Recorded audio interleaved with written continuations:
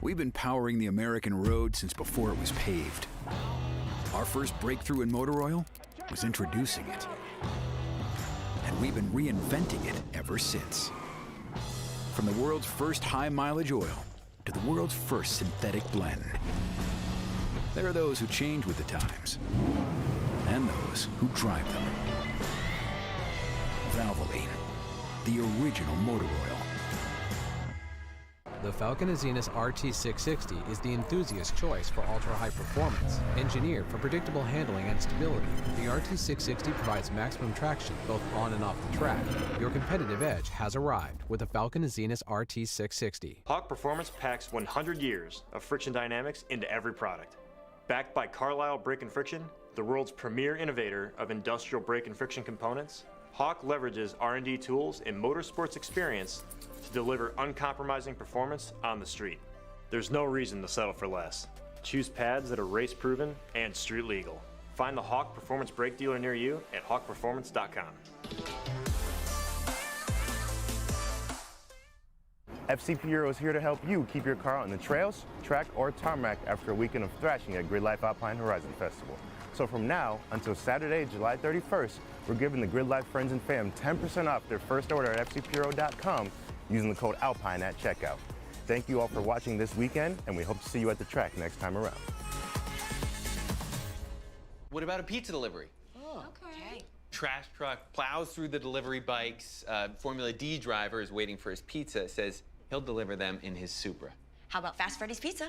Love that. Okay, let's go.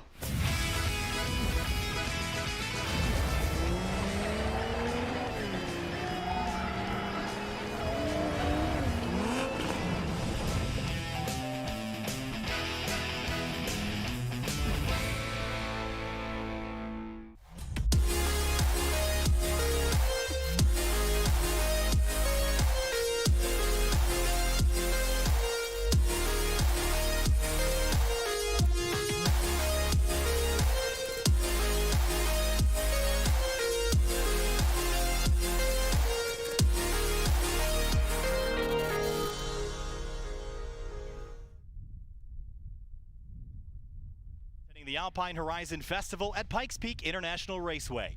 Thousands of people have converged on this 1.3-mile, 9-turn roval for music and motorsports, the first time since 2019 that Gridlife has hosted a full-force festival. While the stage is the highlight of the night, the daytime is the right time for on-track action with Gridlife Touring Cup. Earlier today, it was Jeremy Swenson who claimed his 4th victory of the year, but Chris Forsberg Racing's Brian Heitkotter is primed to find his way into victory lane for the first time this season. I'm Kyle Heyer alongside Tom O'Gorman. You'll see that it is getting darker because the sun is going down, but also the clouds are coming over, Tom. Spotty Colorado weather strikes again. Yeah, that is the storyline for race number 2 as far as I'm concerned. You just got to look at those clouds. It has already rained. The track is damp but drying quickly. It's not actively raining, but it's threatening big time, as you can see that rain coming at us. And the trick here is how flat and big Colorado is. That could be 4 hours away, or that could be 4 minutes away. We have no idea, and neither do the drivers. Well, it is certainly real dark looking, so that you see everyone kind of running for shelter if they can. Again, the weather is so spotty, no one really knows what the situation is going to be. Throws a wrench into this. I thought this was going to be a pretty straightforward race here, Tom. We had a pretty straightforward race number 1 earlier today. Had some really good battles. It was Swenson that came out on top over Brian Heitkotter. But now you throw the rain into the mix, something nobody planned for. That's going to change things quite a bit. It is, and you said race 1 was pretty straightforward, but it wasn't without its dramas. We had some great racing on top of, actually, our official results aren't in yet. We don't know 100% if that race will stand in the finishing order. There's questions about the start a little bit because of how jumbled things got, whether some drivers may have jumped or not, and we also had a little bit of contact, unfortunately, right at the very end between a number of our drivers. So there is some stuff pending from race number 1. The good news is race number 2 here is gridded by fast lap of race 1, and that's kind of separate from the racing. You know, if you did your fast lap, you get to stand on your fast lap. So we're kind of moving forward with how quick the process is here at Alpine Horizon. We only had an hour and a half to turn over, so we're going racing. We sure are. And the question for a couple drivers was, hey, the track's wet. Do I try running a wet tire? Do I run the dry knowing that it's going to dry? Do I know that it's going to dry? All these questions swirling like the Colorado weather. We don't really know what the deal is going to be. Adam Jabay sent us some information on who's on what. For the most part, looks like everyone's electing for the dry slick tire. Yeah. Again, without tread any sort of standing water, you're a goner with a slick tire. So, you know, if there's standing water, wet might be better for a little bit, but as soon as it dries out, that slick is going to be the tire to have. Let's have a look here at our 3D track map here in just a moment for Pikes Peak International Raceway, if we could pull that up.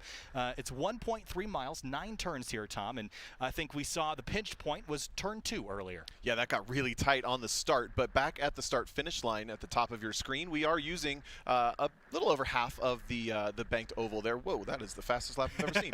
Banking through turns 1 and 2, through turn 1 on the road course anyway, NASCAR 1 and 2, big bump in the middle of that, and then the pinch point down through turn 2, a couple of hairpins back and forth through turns 3 and 4 before a really, really busy section through hop and curbs, transitioning between turns 5, 6, and 7, and then a final hairpin up onto turn 8 and 9. And I think turn 8 and 9 were really fascinating to watch in race number 1 because our leaders, Brian Highcotter and Jeremy Swenson came out on top. He was setting up for such a drag strip run onto that banking. Highcotter was using the handling of the 370Z to bomb into turns 7, 8, and 9. The compression between those cars, the accordioning between those cars was really fun to watch. So I can't wait to see if that, and maybe anybody's learned something. Maybe they can apply it to race number 2, but the big story still, the track I think is still damp. Yeah, and again, a damp track is going to be pretty treacherous. We'll see how it pans. You can actually see, we've got lighting in here, and you can still see it's dark outside, very dark, like almost nighttime dark. It's only about 6:18 local time here in Fountain, Colorado, so it certainly looks treacherous out there. But thousands of people here for the Alpine Horizon Festival, Gridlife's first full-force festival since Road Atlanta a couple of years ago, so it's been a while since the paddock has been this electric, Tom. It feels really good to be back at a full-force event. It is cool, and I was actually just talking to some of our media friends across the way there. They're like, man, I forgot how intense it is to shoot these festivals. There's so many people, there's so much to capture, and yeah, we got a media team of a couple dozen, maybe up to 50 people. Still too much to capture, but look at that, man. That's the rain coming at us. It certainly is. Got some more updates on some tires, so Adam Bay is running down the list for us and getting everybody's info, so we'll run through that. From what I've seen, it's mostly Hoosiers, mostly slicks. It's going back to that, though, and as you mentioned, no one has changed from what they would typically run, but what's interesting to me on this list is there's a couple of standouts. Obviously, Jeremy Swenson, as per usual, is running a treaded street tire, 200 treadwear street tire. So that car, it won the race on those tires. It tends to leap out pretty quickly, but it does have tread, so if there is a surprise pop-up downpour, or even in this dampness, a street tire with some tread on it, while it's maybe just as fast or close to as fast as the race tires without tread, it will take to this a little bit better. The other car that stands out to me is Jeremy Boysen, back, I think he's going to start, where is he, down starting in 10th. He was having a lot of tire issues in race number 1. He's been running race tires on the front of that RSX and street tires on the back to establish a good balance for that front-wheel drive car. He's just not happy with the race tires on the front, so he's actually put the street tires back on front, and that's going to play into these conditions really, really well as well.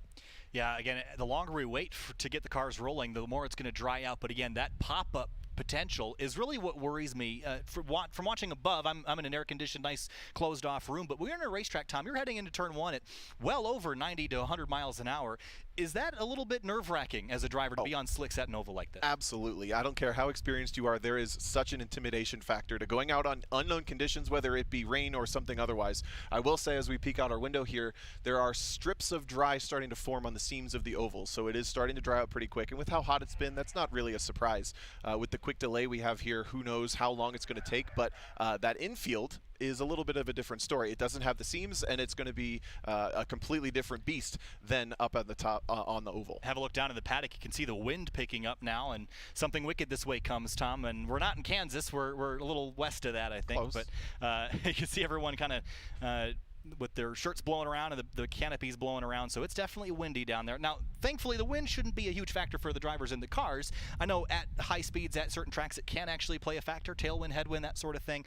I'm not sure that it's significant enough to really play a role in the handling here, but going back to that infield section, as you said, there's a lot of broken pavement and a lot of sealant around here as well, so water can collect in places, especially in curbing on the rumble strips. It can collect behind those seams, and that can be a problem as well. And there's a lot of curb usage here on the infield, and that's painted. paint is often not as grippy and sometimes way slipperier than you would expect. So hopping through the curbs through turns 6, 7, 8, that could be tricky. Or if you run wide coming off of a corner like turn 4, there's a big painted strip. It's bright green out there. If you end up out there, you could go for a big ride while the rest of the track is completely dry. We're going to update you also on the situation at the end of race number 1. We saw that Eric Jensen's LS swapped FRS was parked sideways at the entrance to turn number 3. We found out that that was not a mechanical issue or a self-induced spin. There was some contact between himself and Joel Morrison. Both those cars had minor damage. I believe that both of them are fully repaired. For Jensen's, it was basically just a flesh wound. For Morrison, there was some more extensive damage, but he has since repaired that down in the paddock. He's a pretty handy mechanic, so he was able to get all that stuff fixed. We'll move on, apologize to each other, and carry on. That's the GLTC way, Tom, and glad that those incidents are generally minimized. It's the first time in a while we've had something like that. And that was actually a really heated battle for third place. Yeah. So while it is unfortunate that it ended in a little bit of a boo-boo for a couple of our drivers, it was a really great battle, and I think those drivers will have learned something. And the good thing is we're gridding based on fast lap from those races, so they get to go back to 3rd, 4th, and 5th right where they were battling anyway. All right, cars on track now for one of our 2 pace laps here at Alpine Horizon for GLTC race number 2, led by the 2021 Toyota GR Supra.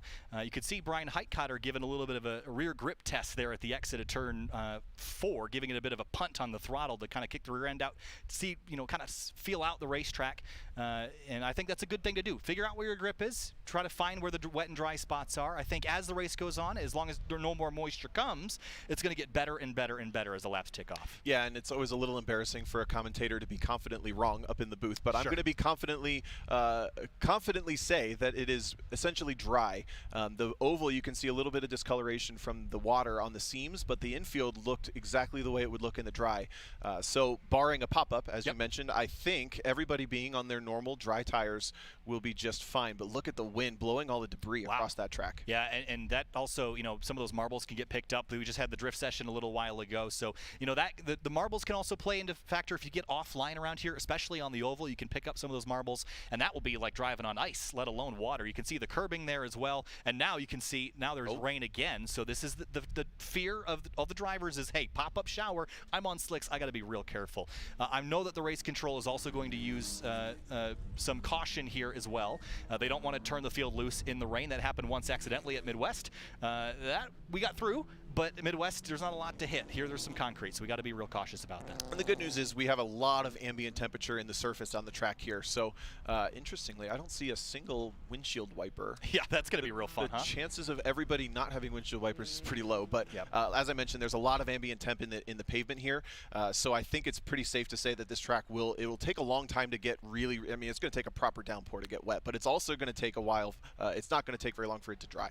On the front row, Brian Heitkotter in the number 5, quickest in race 1. He'll start alongside Jeremy Swenson in the number 30. Then behind in the black and green S2000, Joel Morrison starts alongside the black and red of Justin Kelly. Eric Jensen, Tiffany Kelly share row number 3. Jake Dornstad in the teal S2000 will start in 7th. Stephen Cox in the C5 Corvette starts 8th. Nick Stennifer, Jeremy Boysen will start in row number 5. Then it's going to be Riley Griffin in the 46. Colton Wade, Felipe Gonzalez, Dave Stock, who's new this weekend, Brian DeFries, and Jorge Ortiz to round out the rest of the field. Field pulls up onto the banking at the exit of turn number 9.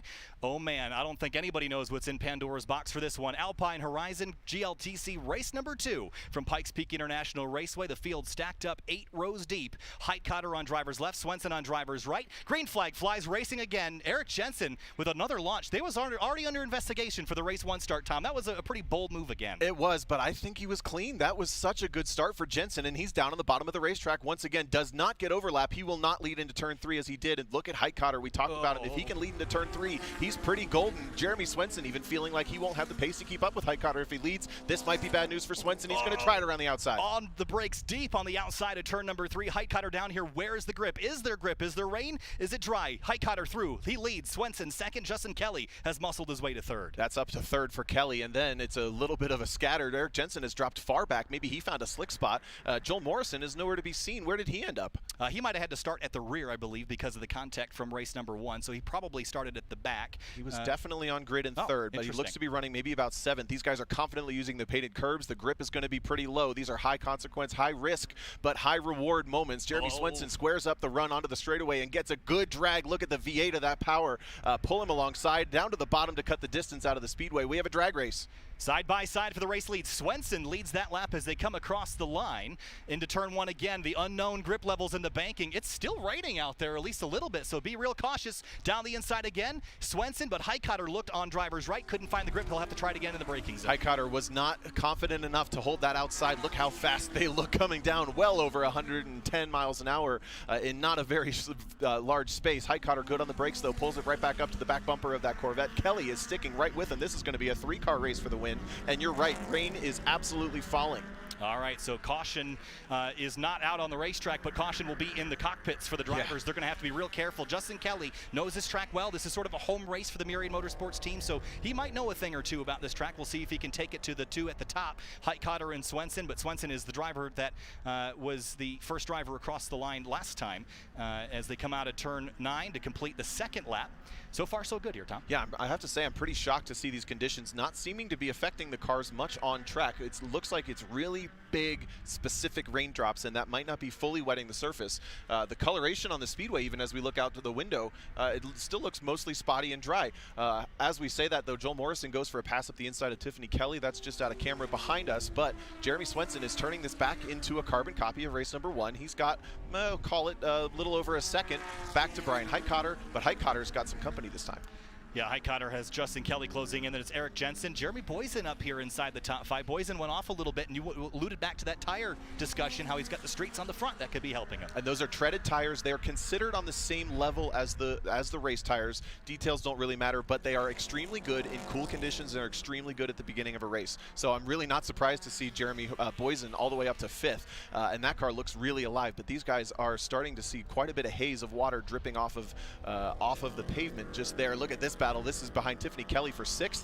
Joel Morrison looks like Jake Jornstad and Nick Steniford, all S2000s, powering up onto the banking. Man, we talk about diversity a lot. This is like a bag of Skittles. Everybody's the same but different as they come up onto the front straightaway. And Tiffany Kelly defending in that J35 swap Honda S2000. Then Morrison, Jornstad, Steniford, as you mentioned. Stephen Cox running back there in 10th in the Corvette. He has not had the weekend that he had here last year when he was up running for the podium. He struggled a little bit with pace this weekend.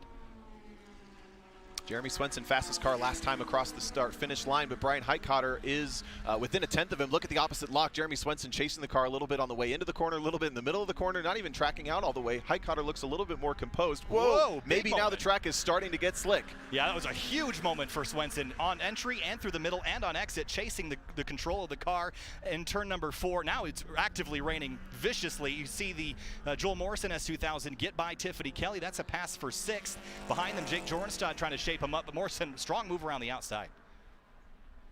It is raining hard now. It is absolutely raining hard. Nick Steniford looking pretty confident. He's a relatively local driver with a variety of series in that car, whether it be HPD, time attack. Whoa, Jornstad, full drift mode up on through turn 9. They're going to lose a lot of time back to Tiffany Kelly, but I think Morrison will now, he's on the very left side of your screen, have the opportunity to pull away. Highcutter was 2/10 back from Swenson as they came across the start-finish line, so they've got to be nose to tail as they come onto the banking and towards the infield section again. Where are the leaders? There they are into turn number 3. Highcutter is there, battle for the lead in GLTC. It's raining at Pikes Peak International Raceway. Swenson fighting for control with his Corvette. And he is not happy with that car right now. You see how much he's sawing at the wheel. Highcutter looks fairly composed. These guys, again, the street tires on the Jeremy Swenson Corvette, the race tires on Brian Highcutter's 370Z, and somehow the race tires seem to be taking to these changing conditions better than the Corvette. The Corvette does not look happy at all.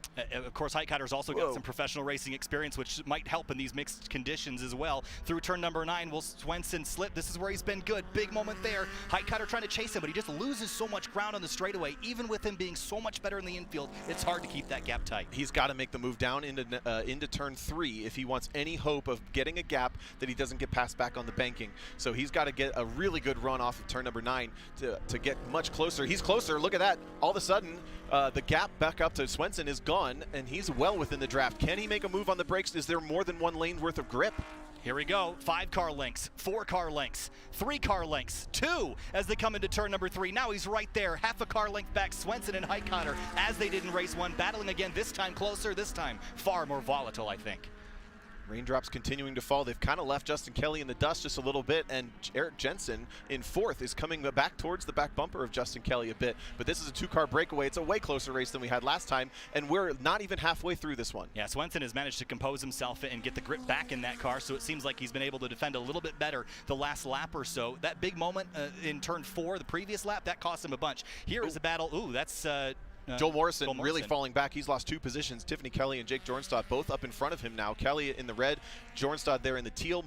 Morrison must have had a slip. What's interesting is the lap times at the front. Jeremy Swenson, he's basically at qualifying pace. This is insane. I don't understand what the weather is in Colorado right now, but apparently rain is fast and dry is slow. I wonder if when the dry it was so hot that it was offsetting the speed that these cars are really capable of. Maybe they'd be running sub 1 minute in the dry, cool evening. I mean, that's unbelievable, Tom. I've never seen something like that. Yeah, this is very confusing to me for 15 years of motorsports. I've never seen something quite like it.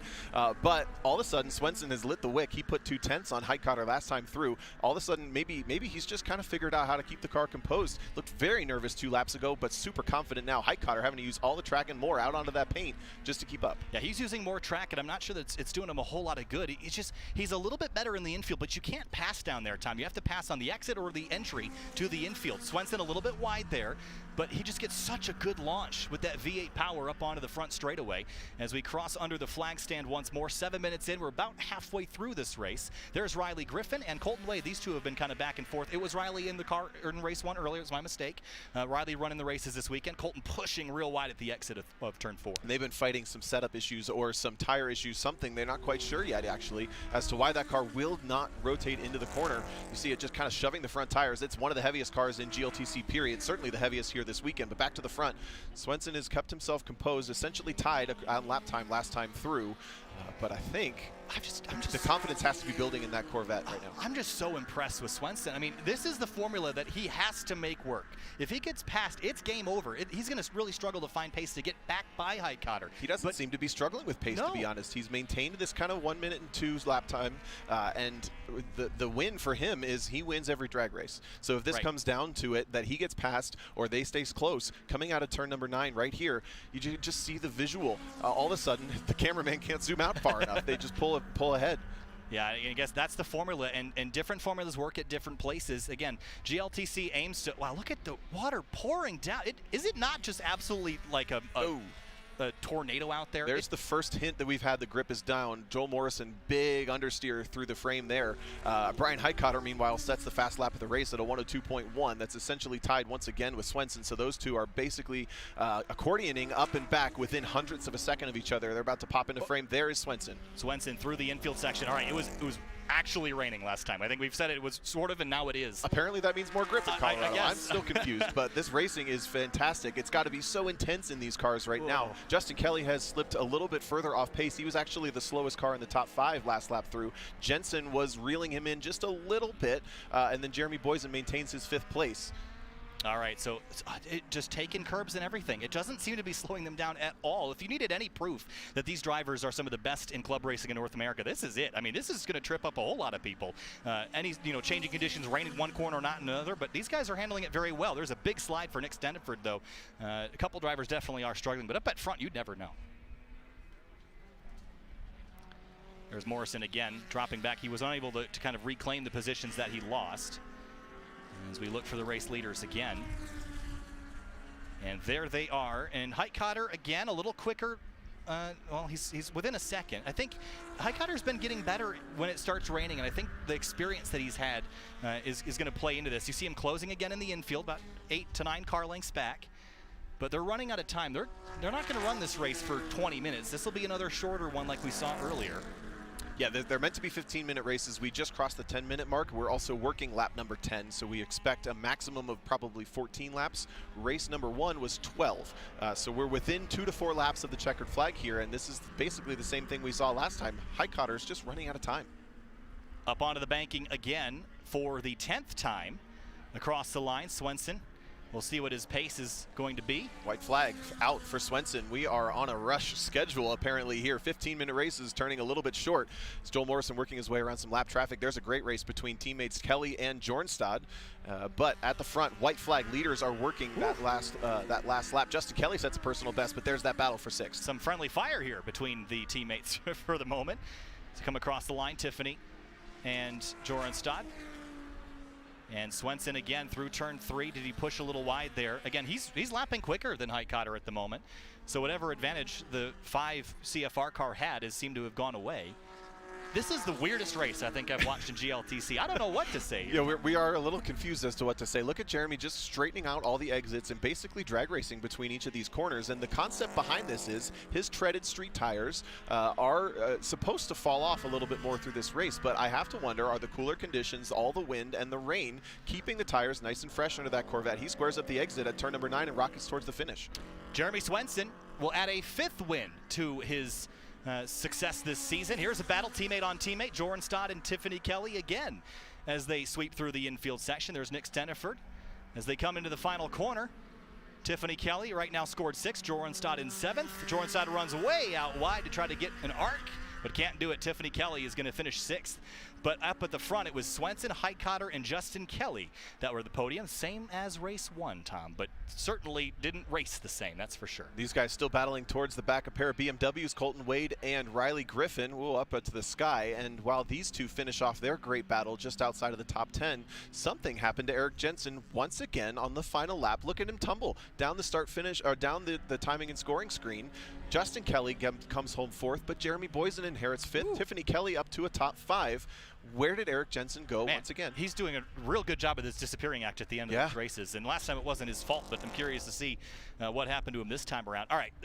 Full stop. That was very confusing between the changing conditions and not, I don't really know what was happening. We're seeing things through long focal lengths, right? So we're not necessarily seeing what the drivers are seeing. I think there's a lot of questions I have about what just happened. I think Swenson's loving this right now. He's picked up 2 wins. So he's got the most wins of the season. I mean, this formula's working out real well for him here. Yeah, I definitely can't wait to go talk to some of these drivers because, as I said at the top of the show, it's embarrassing when announcers are confidently wrong, but we were pretty confident it was raining, and we're not quite sure what to make of that one. I'm pretty sure it was raining. I just don't know where and how much and to who it was affecting. That's what's confusing to us, but that doesn't change the fact that Jeremy Swenson is racked up 2 for 2 this weekend here at Alpine Horizon. Brian Heitkotter once again goes winless. This guy deserves one at this point, but he just can't get it done in the number 5 car. He will start 2nd for race number 3 as well. Justin Kelly moves himself up to 3rd on the results for the podium in race number 2. It's all going to come down to the starts. The starts are so crucial. How you get that jump, how deep you drive into turn 3, that's where all the action is going to happen this weekend, is on that opening lap. That's going to set how the race feels. If Swenson keeps beating people down into turn 3, it's game over all weekend. They got to try a different strategy because what they're doing right now is not working, Tom. But good racing again. Confusing, but good. Jeremy Swenson, Heitkotter, Justin Kelly, your podium. Up next is going to be Drift. It'll be Jared DeAnda and Paco Abada back again to finish off the day here. We'll have night shift drift coverage tomorrow night. But right now, this will be the last session of the day. It's Drift up next. We'll see you later. Gridlife Touring Cup is brought to you by FCP Euro. Every part you buy is guaranteed for life. Falcon Tire. Falcon Tires. Competition-proven performance. MOMO, the official safety partner of Gridlife. Hawk Brakes. Race-proven, street-legal. And by Valvoline. Valvoline VR1, available at Advanced Auto Parts stores. Alpine Horizon is brought to you by Toyota. Let's go places. And by Airlift Performance. Airlift Performance lets you get low and live your life on air. Check out all their newest products, including Builder Series shocks, threaded manifolds, and Flow Air Ride tanks at airliftperformance.com.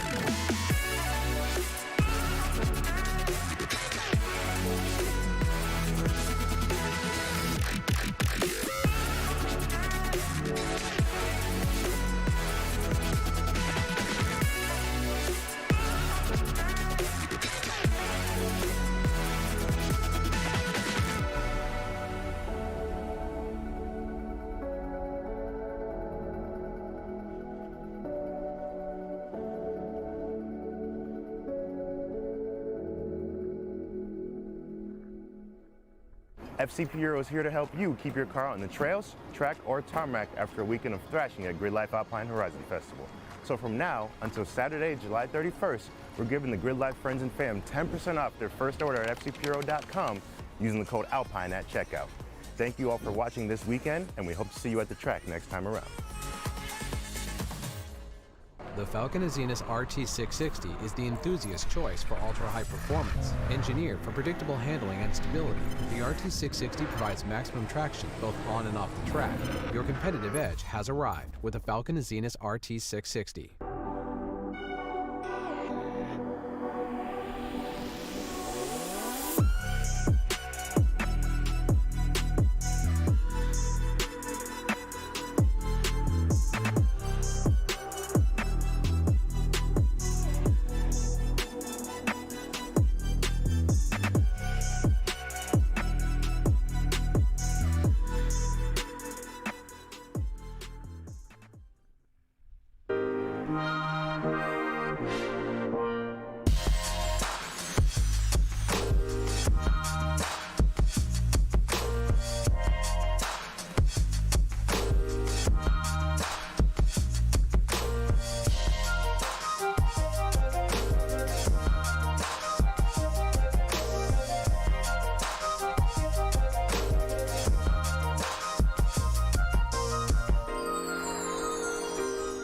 What about a pizza delivery?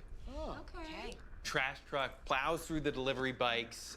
Formula D driver is waiting for his pizza. Says he'll deliver them in his Supra. How about Fast Freddy's Pizza? Love that. Okay, let's go.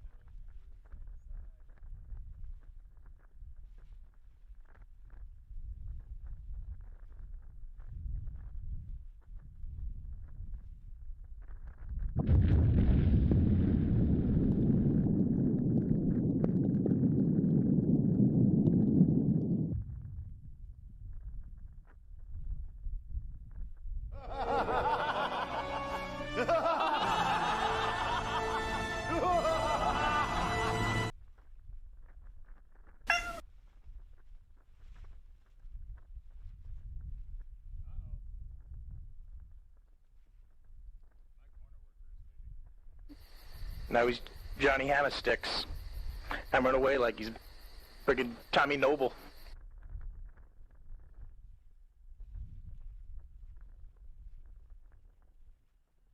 Mr. Walkway. Mr. Walk Down Me, I'm the walkway. Lead me to the building. Who's this guy? Mr. Balloons. Mr. Balloon Hands.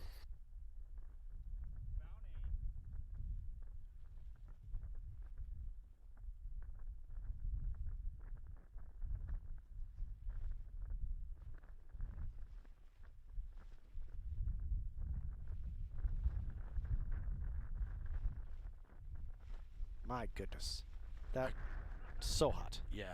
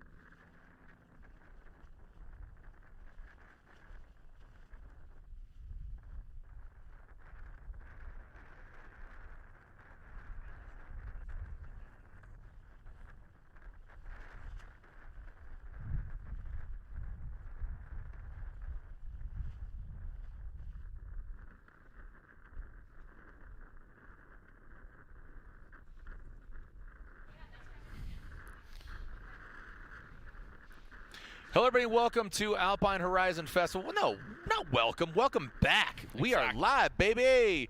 Paco, he's got 11 R's in his last name. Thanks, and his name is Paco. Thank you so much. That's 14,000. 14,000 R's. Yeah. Wow, all right, I appreciate that. Well, I got more R's in my name than you have in yours, so it's my first name, not your last name. Maximum Driftcast being represented out here, and there we are. Look at, I like how we're like opposing. Yeah, it's like a TikTok battle. I like it. It's adorbs. Totes adorbs. We are live here at Alpine Horizon Festival, the one, the only Pikes Peak International Raceway, playing host to this amazing event that has just been curated by Gridlife Festival, and this overall experience is tremendous. Yes, we've seen some inclement weather. Yes, we've seen it's sweaty. You look. I look like I'm sweaty and ready to party. It's half sweat and half rain. Oh, sweaty and wetty. But look at this. We are seeing some amazing vehicles right up close and personal. We're seeing the Falcon trio out there, Justin Pollock, Daijiro Yoshihara, as well as Matt Field. We're seeing some big names like TJ Hunt, Vaughn Gittin Jr. He's the defending Formula Drift champion, 3-time Formula Drift champion, Chris Forsberg. You're seeing TJ Hunt out there. Adam LZ. In both his cars. Who else? Who's escaped my mind? We have like almost like half of the pro spec drivers. The Drift Riot fellas? With their pro cars as well. Yep. We have Michael Essa. Yep. We have Dean Kearney. Yep. Like the V10 Viper drifting. It's just like, just partying. Yeah, the Oracle Lighting Dodge Viper out here. That is Dean Carnage Carney. He is living up to his name, Carnage. I'm seeing. Is that a brand new Supra? With like, I'm seeing the sticker underneath the door handle, which even says like, "Hey, FYI, just go ahead and rip around this Toyota Supra." Nick Swan is on the line. There is Cone. Michael Cone. Yes, sir. Look at that. Oh, and there's some pigeons. Random pigeons, just eating the seeds, just waiting for it to buffer.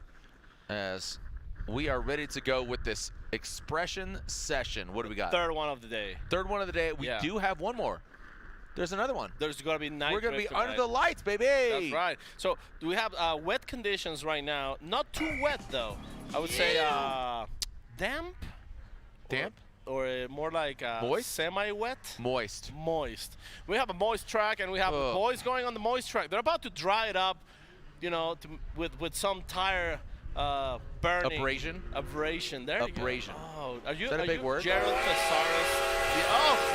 It's a BC Racing custom coilover drift train. And look at that. We have train. Jacob Kraft and his C6 Corvette Pro Charged. Yeah, that's a new vehicle for him, right? I mean, like he's out here. I don't know if it's new or not. I mean, maybe he bought it a couple years ago. And then also Gatsby Racing right there, Dino Child. S14 car. Paco, I got to stop you there. Sorry to abruptly stop you there, but there is Justin Pollock. We are seeing Dai Yoshihara and Matt Field. Have you ridden a car yet? I probably won't do it this time. What? Because I have announcing duties. No, man. I will happily let you surrender whatever duties you have. Don't duty here. I'm sitting right next to you. Whatever duty you have, just do the duty out on the track. You just want to do this by yourself, don't you? No, not at all. By no means do I want to do this at all. You don't want to do this at all? Like, just come right along with me then. Well, Adam LZ's out there as well. He's in behind the wheels BMW E36. That's right. E46 Jammer. We're seeing multiple. Why do you think BMWs are such a hot commodity right now? Well, I don't know if you read listen to the commercials, but they say it's the ultimate driving machine. Yes. And you gotta give it to BMW. They know how to make a car that grips. And as opposed as everybody thinks, drifting, it's a game of grip. Even though the cars are going sideways, there's a point where it needs to bite and grip, and BMWs do that amazingly. Okay. Wow. Is amazingly an okay word? Yes. Amazingly, yes. Amazing. But I just don't know what Venmo account they're sending you the money, because you just completely just sold BMW like you're getting a Venmo deposit. I wish, man. And there you go, Andy Crutcher. Now, talk about, like, here's the thing. FC RX-7s. Why do they have such great suspension? Because they don't. Well, They really drift great. ridiculous floating suspension. But they are amazing for drifting. And so is BMW. Quite the contrary. Same recipe. Okay. I think. No, not at all. You don't see many FCs. Well, you don't see them because like they're old. We're talking about like an 87. Oh, here we go. Let's go back and talk about it here. All right. Here's the Falcon boys once again. It's always great to see teal and blue out there. Falcon is a supporter of the Alpine Horizon Festival that's going down here, and Matt Field out front. JTP. Look at this little bow tie and pony. Little bow tie tussle. pony Rising Sun. No. This is a Japanese car. It's the Bolt. Wow. I Sylvia Bolt. Oh, okay. Lightning bolt ended. Hashtag ended. That's you. Fact. Right there. Yep. All right, who else we have coming into the track? I saw Daniel Stuckey. Is that Rome? Yeah, Rome Charpentier is here Rome in his pro car. Charpentier is here in the building. Yeah. Garage stick.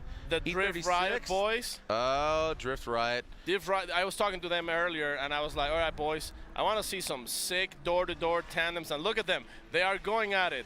1, 2, 3 cars, different colors, different cars. Wait a minute. Do they have lightning rods? They have lightning rods out Lightning rods in the back. So they are trying to attract, like they are Doc Brown, Back to the Future. They are trying to attract the lightning, the weather. So we gotta go back, Marty. It. Look at me, Morty. Oh, look at this. Weather's a brewing. Oh boy, there he is. Endure it. Rome Charpentier. No, that's fake. That's fake rain. Fake rain. Fake rain. Move it away. Swipe. There Swipe you go. left. Clean, well, wipe. we're not. No. There you go. There's Rome Charpentier in the garage stick. E36. Taste the rainbow. Pro car. Yeah, that's his pro car as well. And that is his pro car. Thank you. Yes, please, Paco. You're welcome. You're welcome. I'm just like it's just amazing that you get to see.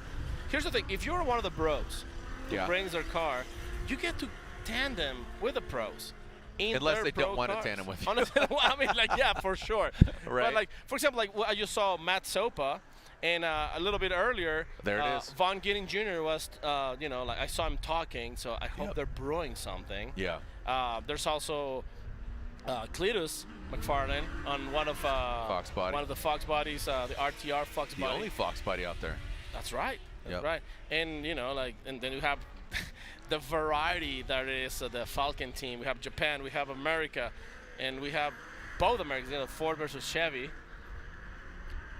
Dai Yoshihara on the Japanese car, very appropriately. I mean, you have 3 Formula Drift competitors out here that are just out here to shred and have some fun.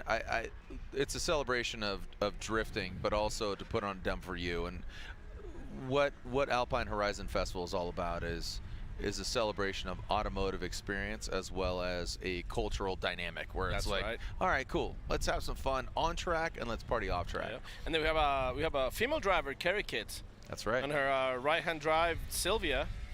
The Ruckus. I mean, like she actually, I think she's the only female driver we have tonight. You got me.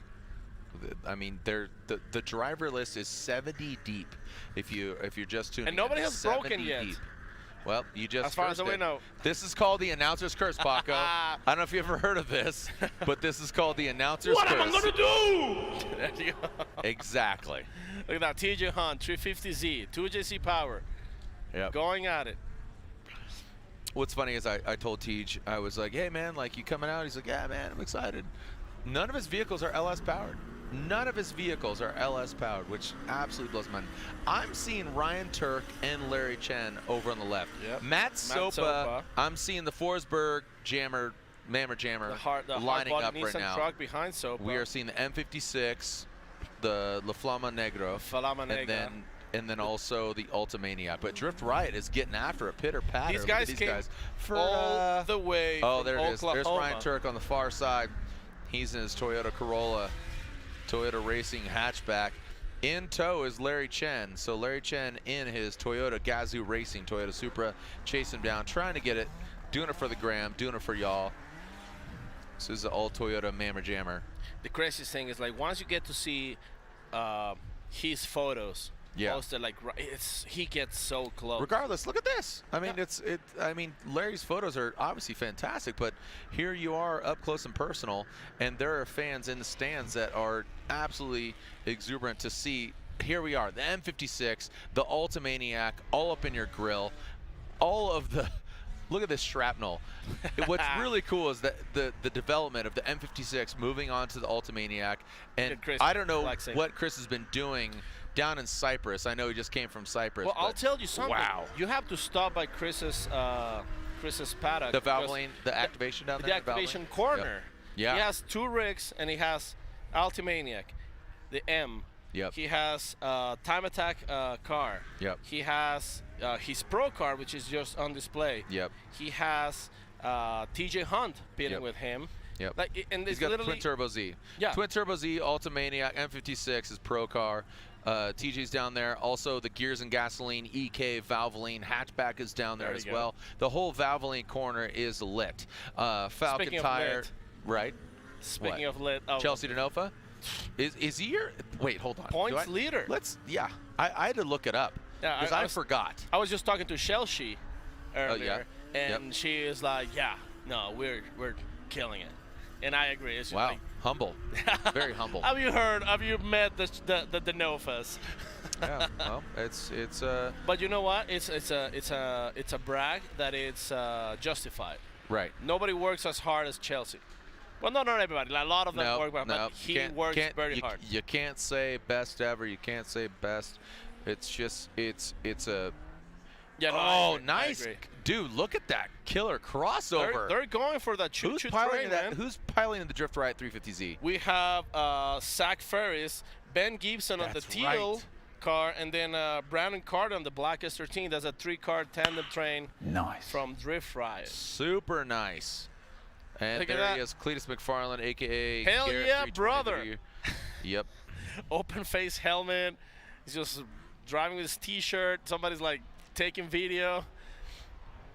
Like, literally, like Cletus, he's a fun hover.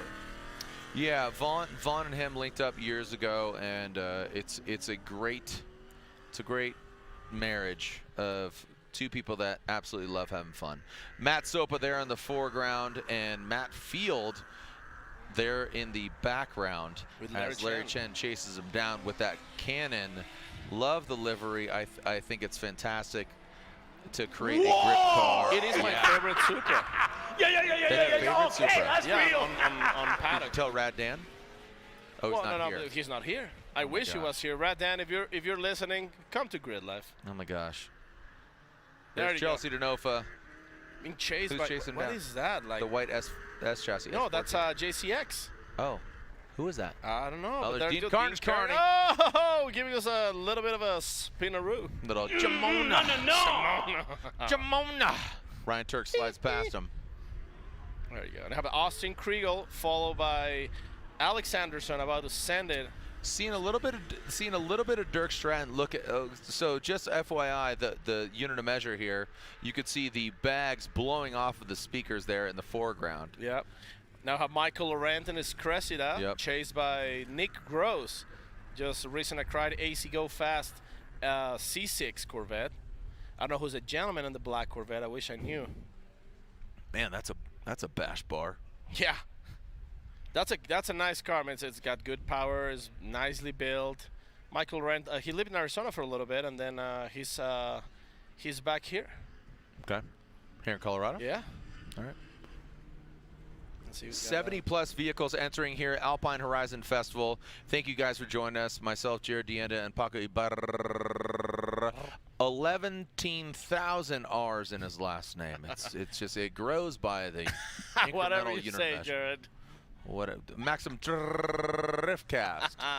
If you haven't tuned in, watch and listen to Maximum Driftcast both on YouTube as well as, what are you on, OnlyFans or what else? We have an OnlyFans. Okay. We haven't posted anything Patreon. yet.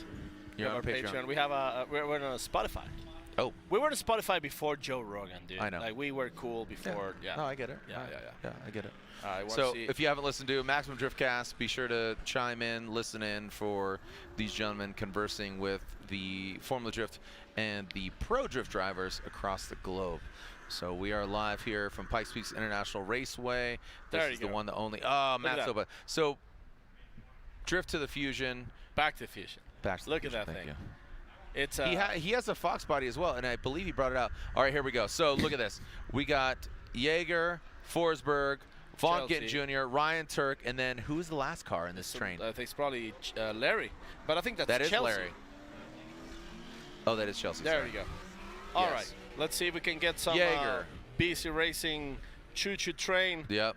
going Come on. and ride Look the at that. train. Go and throw up that graphic there, Matt. These are all BC graphics. Frogie with the Rogie. That Altima, man, is so The sick. Ultimaniac Jaeger going wide on that introduction.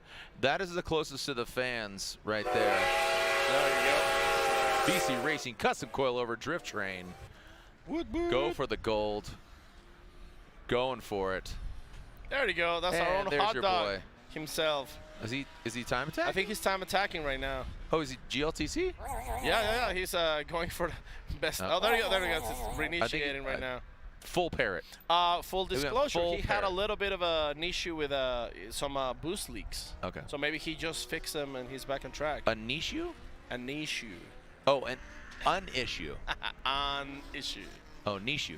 Nishu. Got Nishima. it. Hai. Konnichiwa. Hai. Watashima. Pako-san. Hai. Arigatou gozaimasu. Hai. Arigato. Hai. Hai. Hi. Genki? Huh? Genki? Hai. Excuse me. Bakaru. Bakaru. Baka. I have no idea what you're saying. Me neither. All right. And you go. Back to drifting. Oh, there you go. New season of Ted Lasso drops tomorrow on Apple TV. Just it's out now. I'm joking. No good. I think that's Dirk Nice. Stratton, I believe. Real There's a couple. nice. There's like 3 or 4 red Corvettes. It's kind of hard to tell. Well, But I've seen Dirk Stratton pop in and out. Excited to see him out here. look at good old Yeah, where's Ryan. where's I Literal? think he's gonna be here tomorrow. Okay. His car is running. There you go, Matt Sopa. So for the people, Yeah. there you go. Go with the Hey. 350 Sopa. Thank you. Because the Fusion is a non-rear-wheel drive car. It's a front-wheel drive car. It's a Coyote-powered rear-wheel drive converted Ford Fusion. And for those of you who don't know, if you watch Formula Drift, this is the guy who sends the cars from the really? line. Oh, there we are. There's There you Dirk go. Stratton. Good old Dirk, the Dagger.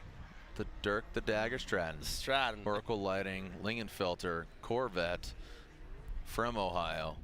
From Beloit, Ohio. Is it? Stratton Chevrolet. Stratton Chevrolet.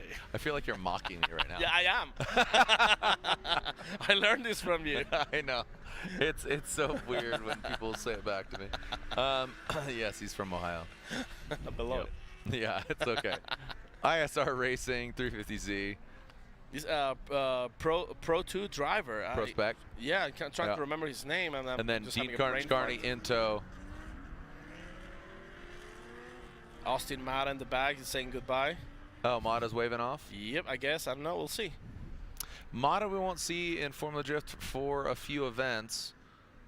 The sun is setting. It's getting a little dark here, but not terribly. I mean, But you gotta- later it's gonna get lit. The Fam. track's gonna shine. Yeah, the Drift Doctor E36. He was out here last year and the year prior. He's been out here for a couple times. E36. Well, now hold on. We see Brocky. This is a revamped version of This Brocky. might be Lauren Healy or it might be Vaughn, because I was in Vaughn's truck earlier, and I would assume that Vaughn is probably driving this, but Possibly. don't quote me on that. But look at this. Because usually, if it's Vaughn has his livery, Lauren Healy has his. I'm seeing some spit coming down, aka some moisture, aka some rain. I just Not think ideal. things are about to get lit. Because Vaughn is looking at that About ramp. to get wet? About lit. Oh. And wet. No, because Vaughn is. I mean, if it's Vaughn, Broke is looking at that ramp with hunger. You know, if you haven't followed Vaughn Gent Jr. lately, what he's been doing over there in the Faroe Islands, which is northwest of England and UK. Southeast of Iceland. Thank you very much. Thank you. You're welcome. Yes, you are correct. Small little island. Did you see that operation? 520 So here we are. Square here miles. we are. Look, There here you go. comes. So yeah, I want to say Lauren is driving. Oh, because Vaughn is in his Mustang. So Vaughn's is Mustang, Chelsea, and then Cletus. Cletus. I was gonna say Chelsea and Chelsea. I don't think Chelsea is driving. No. So. But look at that. Like that thing can actually drift too. Look at that. It's just going. So this is an Ultra 4 machine. Ultra 4, if you don't know what it's prepared for, Ultra 4 is the... What? Yes. Exactly. It warrants a what? Hashtag question mark. So the MBRP Fun Haver off-road team has now entered the chat room. Warming up those off-road Nito tires. So that's Austin right. Phipps from Arizona. Yes. A4 drift car. One of the most doing a little insane Audi drift 360. cars I ever went in was at GLTC GLTC. in Norway, and it was a A3. Oh, my like gosh. a hatchback?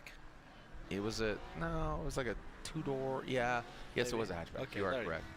I want to say it was an A3 or might have been an A4.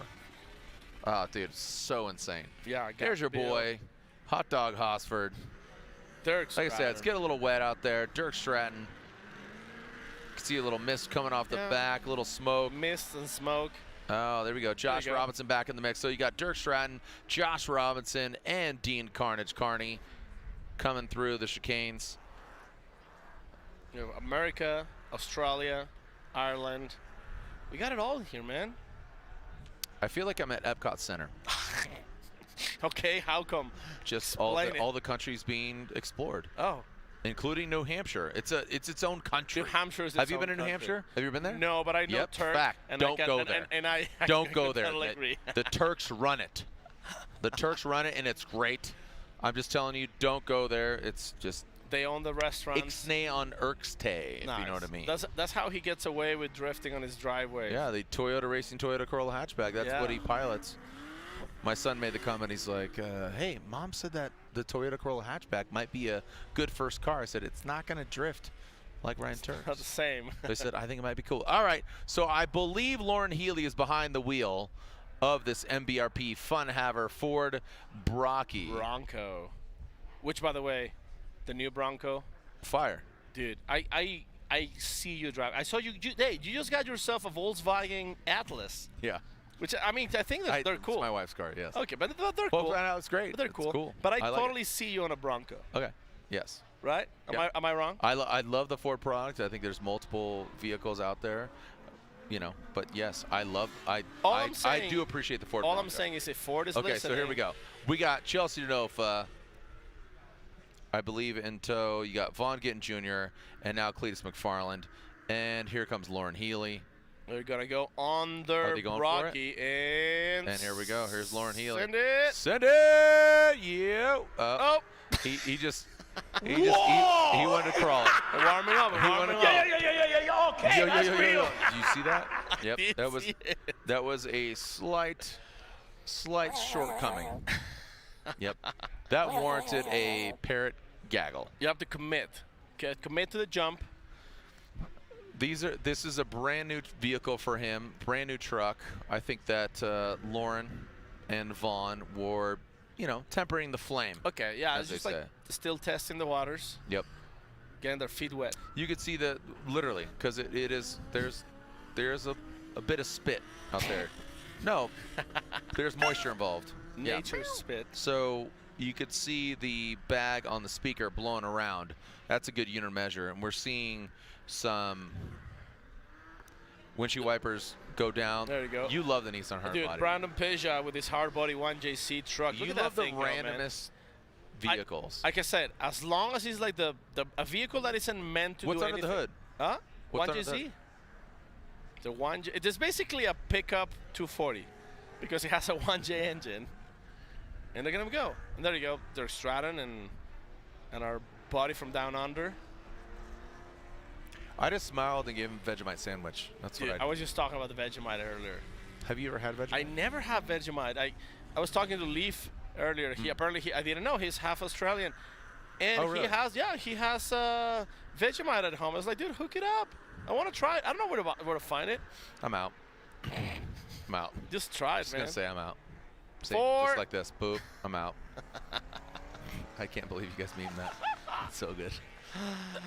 Andy Crutcher, we got Team a Scandals, train going down. followed by Matthew Dell, I'm yelling and timber. Nick Gross in his C6 Corvette. You don't have to call them names, Paco. Why not? Why are you calling them gross? No. Oh, his That's last name is gross. Look at that. Larry Chen following the four-door Mustang, as he calls it. The four-door. Yeah, he calls it the four-door Mustang. He's got T-shirts saying four-door Mustang. He's got a little pins. He's got soap on a rope. Yeah. Okay. Glad you brought that up. What's going geez. on with soap on a rope? What does that even mean? Well, Dream Tank is out here. I do believe that Matt Sopa deserves his own collab soap. So like sopa means soup. Here we go. And ropa means clothes. Yeah, but do you know that there is soap on a rope as a thing? I know. Isn't that like a prison thing, though? No. See, like that's no, it's like a 1980s thing. Here we go. Okay. All right, so brought to you by Nitto Driving Line. We are about to see some full send. Let's see what Lauren Healy has behind the wheel of that Fun Haver Brocky truck. I'm seeing Vaughn Gittin Jr. I'm seeing Cletus McFarland. Risk it for the biscuit, dude. So they are coming around, and then when they counter, they're going to go under the jump. Let's see what Lauren Healy's got. Come on. I feel like do it for Dale. Yeah. A little late over the vehicles, but he would have cleared him. They're going at him. What's up? Nice. Nice. Well done there. Again, Lauren Healy, the Fun Haver, multiple king of the hammers champion, jumping over. Just a little short, but still exciting to show you guys what's going on out here. Let's see what he has. Nick Swan on start line. Oh. The wind is whipping. Look at those trees. Look at this. Yeah. Right? Look at that speaker cover. Well, look at the trees off in the left. But we still got a little E30 jammer, a little S chassis. Oh, look at that. This is going to be a long train. 1, 2, 3, 4, 5, 6, 7 cars. 1, 2, 3, 4, 5, 6, 7, 8, 9, 10, 11, 12. Look at that. Okay, I want to see. We got Sesame Street. We got Party Street going down out here. All right.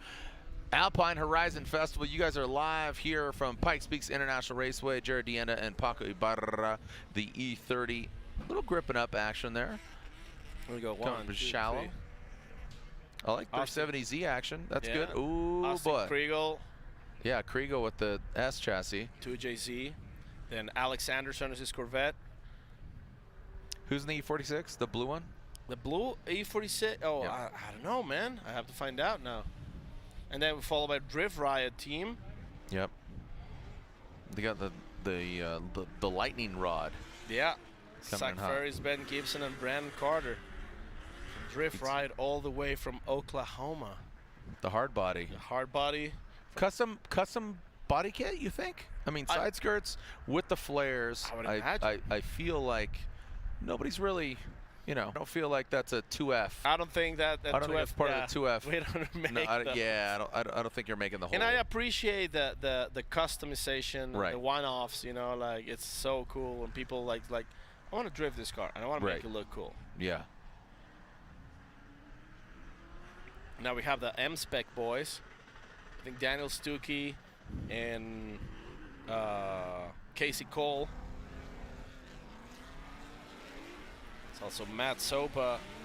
Matt Sopa is very intriguing. Is he? I just want to, yeah. I think, again. I mean, he definitely likes doing authentic stuff.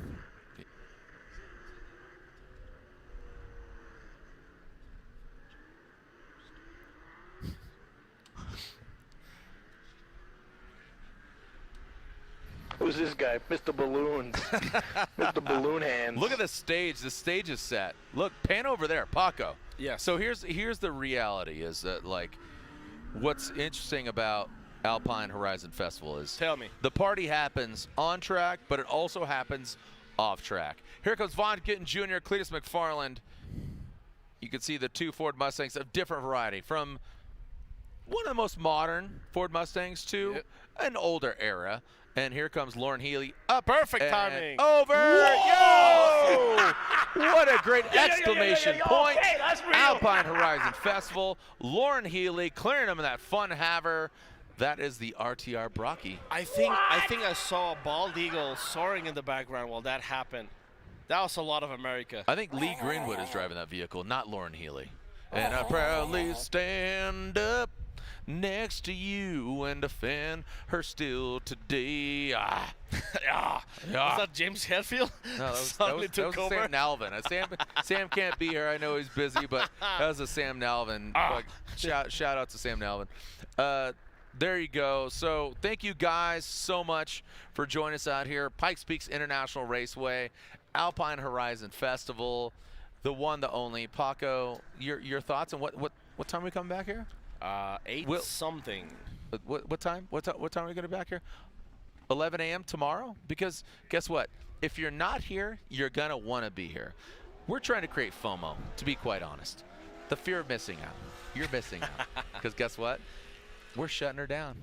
Because Pikes Peak International Raceway plays host to Alpine Horizon Festival, curated by Gridlife. We're going to go party with Lupe Fiasco. Tire. Falcon Tires. Competition-proven performance. MOMO, the official safety partner of Gridlife. BC Racing, the official suspension of Gridlife Drift. Highly engineered custom coilovers that put you in control of every driving condition. Alpine Horizon is brought to you by Toyota. Let's go places. And by Airlift Performance. Airlift Performance lets you get low and live your life on air. Check out all their newest products, including Builder Series shocks, threaded manifolds, and flow air ride tanks at airliftperformance.com.